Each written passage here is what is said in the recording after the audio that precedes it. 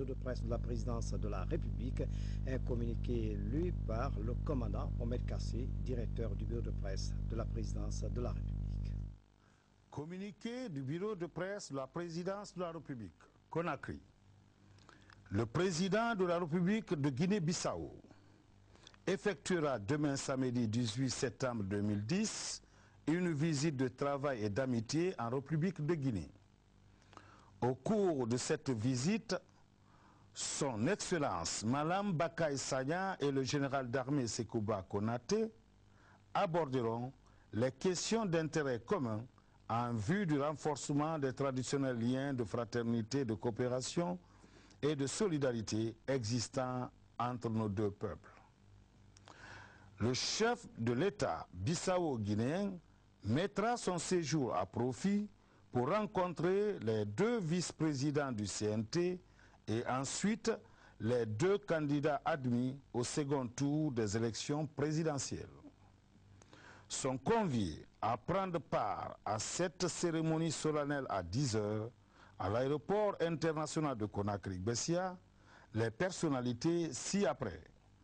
Monsieur le Premier ministre, chef du gouvernement d'Union nationale de transition, Madame la présidente du CNT et les deux vice-présidents, Mesdames et Messieurs les membres du gouvernement, Mesdames et Messieurs les membres du cabinet présidentiel, les présidents et vice-présidents des institutions républicaines, le grand chancelier des ordres nationaux du mérite, les membres du corps diplomatique et consulaire, le chef d'état-major général des armées, les chefs d'état-major particuliers, les directeurs nationaux de la police et de la douane, les représentants des institutions internationales, le gouverneur de la ville de Conakry.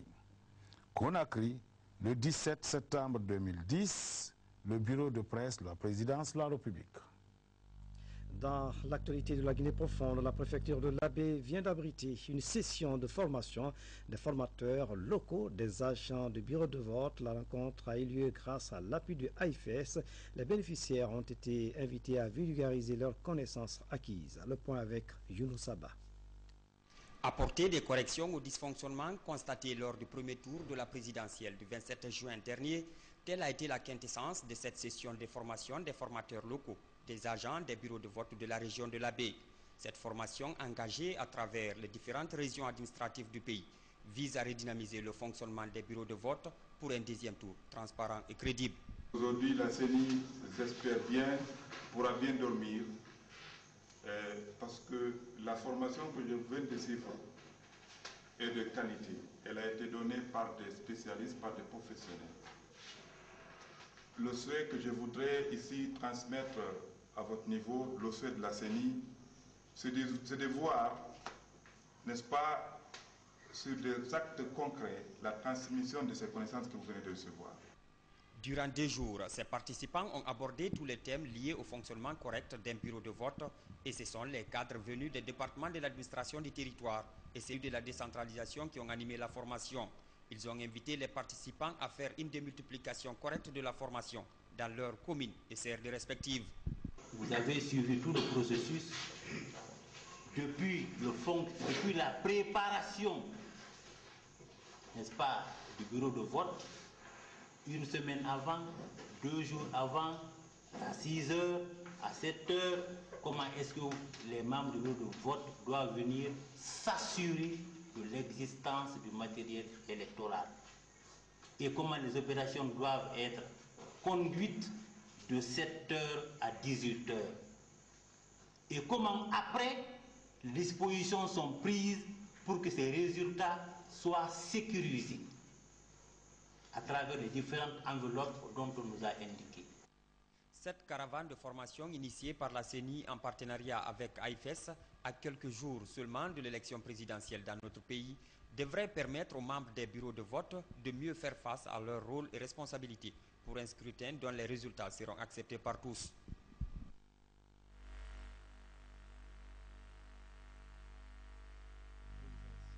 Sur le le terrain, le gouvernement et ses partenaires au développement continuent la formation des agents électoraux. Un groupe de moniteurs en droit de l'homme vient de suivre une session de formation dans la préfecture de Kindia. Reportage signé Ibrahima Keïta. Après le premier tour de l'élection présidentielle, les Guinéens affûtent leurs armes pour la réussite totale du deuxième tour de cette consultation historique. Une réussite qui passe nécessairement par le respect de l'autre. C'est dans cette optique que le Haut Commissariat des Nations Unies aux droits de l'homme, en partenariat avec le PNUD et le CIP de Kindia, ont initié cette formation des moniteurs en droits de l'homme durant le second tour de l'élection. Nous ne pouvons que nous en réjouir, nous, défenseurs des droits de l'homme, nous, organisations de la société civile. Et nous allons estimer qu'au cours de cet atelier, de cet échange, beaucoup d'idées vont jaillir et ces idées vont nous permettre de nous positionner mieux dans la société pour la défense de nos communautés. Vous le savez tous, les élections présidentielles dans ce pays sont porteuses d'un grand espoir de transition et de changement pour la Guinée. Espoir de voir le pays reprendre sa place au sein de la communauté internationale, espoir que la stabilité du pays continue à s'affirmer et que le développement des populations amène une vie prospère pour les Guinéens.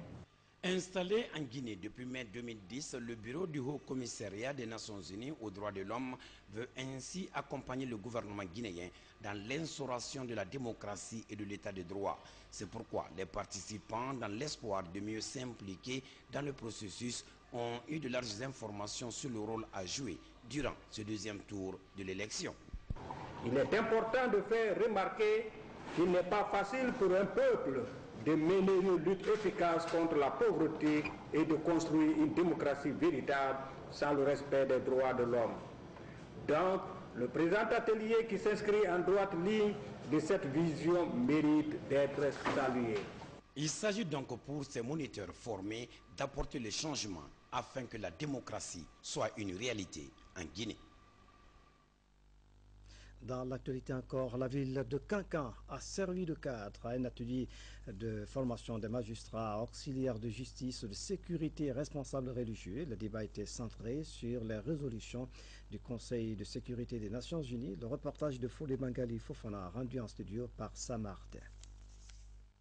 Cet atelier régional a regroupé 25 participants composés de magistrats, auxiliaires de justice, leaders religieux, cadres et agents de services de défense et de sécurité.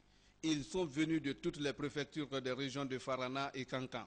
Les travaux ont porté sur le contenu et le plan d'action opérationnel de résolution 1325, 1820, 1888 et 1889 du Conseil de sécurité des Nations Unies.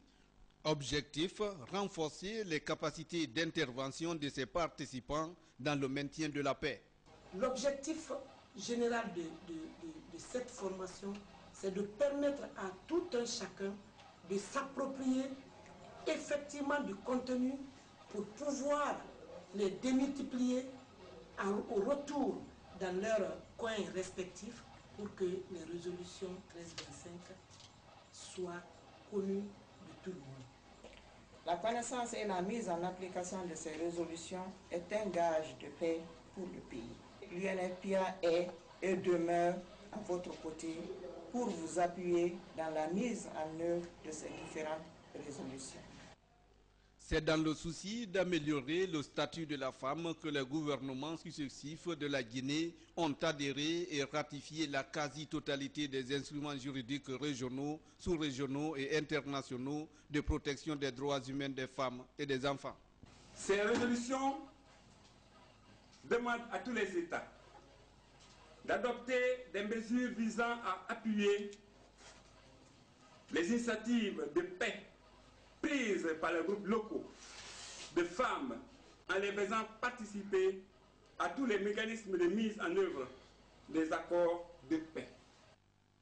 La Guinée a souscrit aux résolutions 1325, 1820, 1888 et 1889 du Conseil de sécurité des Nations Unies, adoptés respectivement le 30 octobre 2000, le 15 juin 2008, le 30 septembre 2009 et le 5 octobre 2009.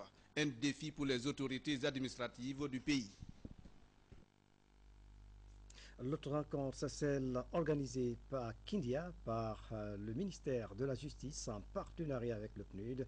Il a été question de vulgariser les textes juridiques réglementant la prise en charge et le contrôle du VIH-Sida en Guinée. Souris de Kera, nous fait le point. Il s'agissait au cours de cette rencontre, ici dans le Kenya, de procéder à une large vulgarisation de l'ordonnance 056-2009 PRG-SGG relative à la prévention, la prise en charge et le contrôle du VIH en République de Guinée. Une préoccupation de l'autorité judiciaire du pays perçue à sa juste dimension par l'administration régionale de Kindia. L'ordonnance numéro 056 signée le 29 octobre 2009 permet à tous les acteurs impliqués dans la lutte contre le sida d'avoir la meilleure orientation juridique quant à la prévention, la prise en charge et le contrôle de VIH-Sida dans notre pays. Elle permet de lutter contre la stigmatisation et la discrimination et s'attaque aux informations erronées qui circulent au sujet du VIH-Sida. Nous avons pu apprécier le long des travaux, la qualité de chacun des participants.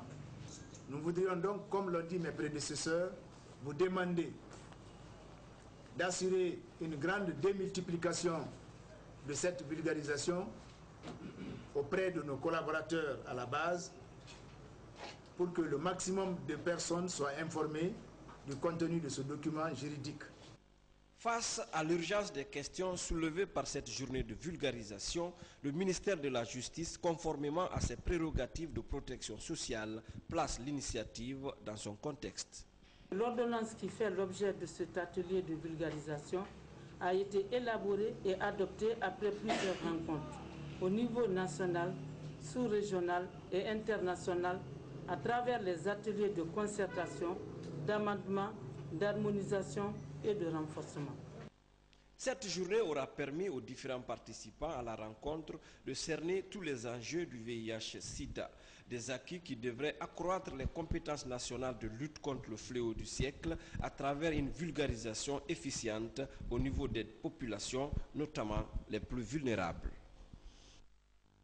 Dans la région de l'Abbé, la journée mondiale de l'environnement a fait des effets bénéfiques. Cette journée a permis aux populations de Kolagui de procéder à des grandes actions de reboisement, une action qui devrait aider à protéger notre écosystème. Falilou Diallo signe son reportage. Suite à la demande faite par la CRD de Kolangui Centre, sous-préfecture du même nom, pour le reboisement de 4 hectares dans cette localité, le PDSDHMG a financé le reboisement d'1 hectare dans Kolangui Centre. Un acte salué par les populations bénéficiaires en cette journée internationale de l'environnement. Le reboisement d'1 hectare à Ndouéla dans le district de Kolangui Centre, nous ne pouvons pas passer sous le silence, sans parler de l'avantage et de l'impact de cette cérémonie. Car à notre terme du terroir, planter un arbre, c'est faire le mieux des mieux. Car dans notre terroir, on dit légal. Légal, collecté. La pérennisation des actes posés par le projet est la condition sine qua non pour appuyer les communautés à la base. Au nom du directeur de l'unité de gestion du projet, le chargé du développement communautaire au niveau du projet de développement social durable, Antenne de l'Abbé, a souligné que le développement à la base est leur souci majeur.